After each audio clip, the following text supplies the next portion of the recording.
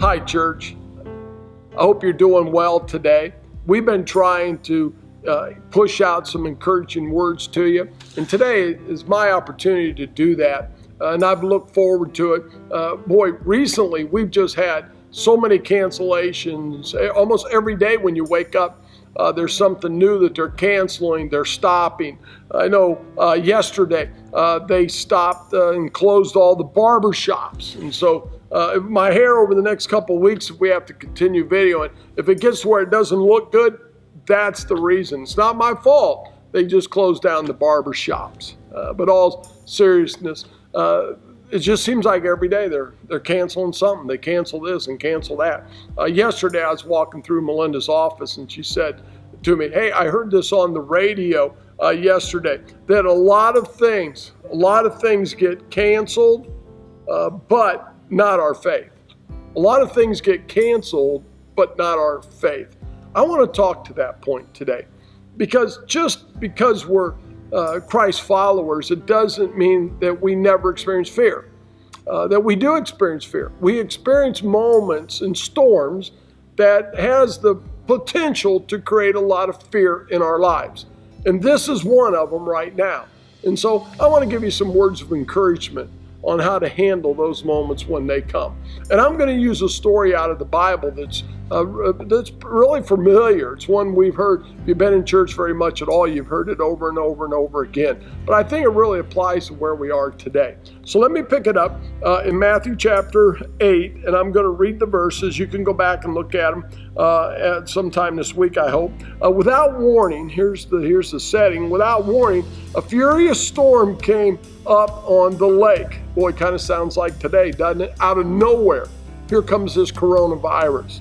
And it says that this storm came, they just thought it was going to be another day out on the lake, but it wasn't just another day on the lake. And it's moments like that that have the potential of creating fear in us.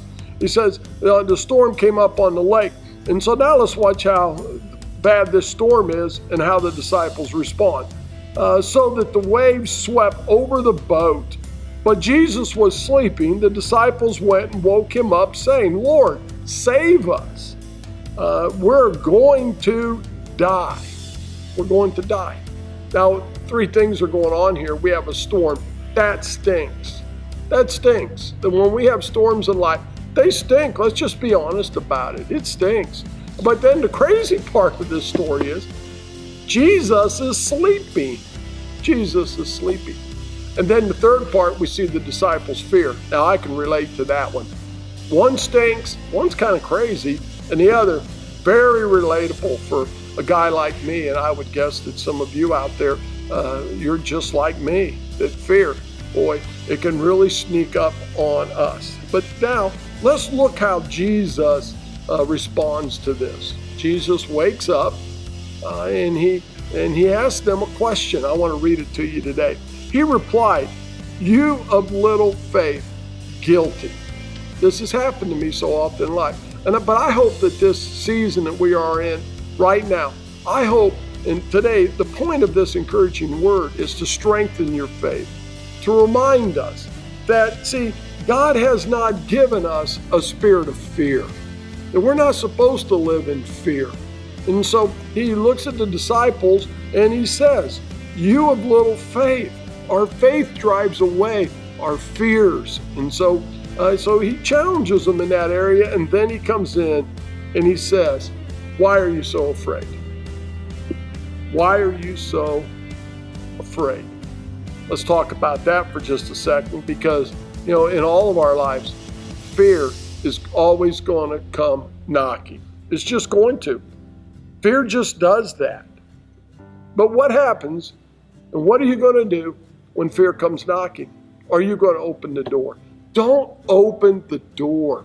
Don't even invite fear into your house. Don't do that. And so he says to us, see, there are storms. The storms were real in this story.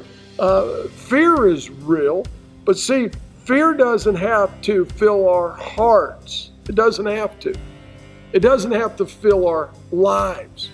Why? Because Jesus looks around, and what he does is he looks out there and he stops the storm. Now, how do the disciples respond to that? Then the men were amazed and asked, "What kind of man is this? Even the winds and the waves, they obey him." See, they were amazed at the power of Jesus. Let's get our eyes on that during these times. Let's get our eyes on the power of God. See, what stands between you and courage? What stands? See, I think it is a prayer. The thing that stands between you and courage is a prayer to your Heavenly Father. So I encourage you during this period, this time, keep praying. Just keep praying. Just keep praying.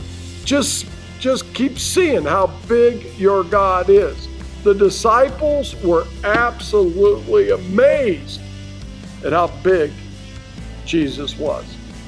I pray during this time that we see too, and we are amazed at how big our God is.